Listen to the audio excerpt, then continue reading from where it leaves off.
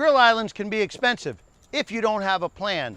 Thanks to Techo-Bloc's contractor support manual, I have layer by layer, row by row construction for my island. My form for my pad is already in. It's level, it's 4 to 6 inches thick. I formed it 2 inches wider and longer than the actual footprint of my grill island, so any adjustments will be easy. The sub base I'm standing on is an RC57. That's a recycled concrete number 57s.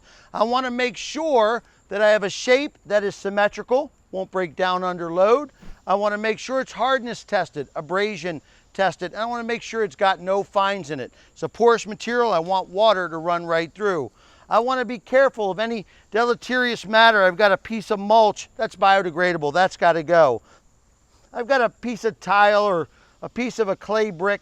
That's okay. That's not going to hurt anything. A piece of rubber, that's fine. I'm going to use this material to make my recycled concrete porous pad. I'm going to use 200 pounds of that material, approximately 4 buckets, to 1 bucket, 50 pounds of Portland cement.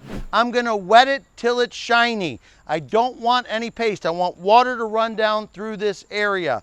With a porous concrete pad, drainage means no stains.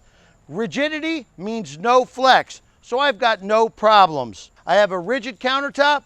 I want a rigid base.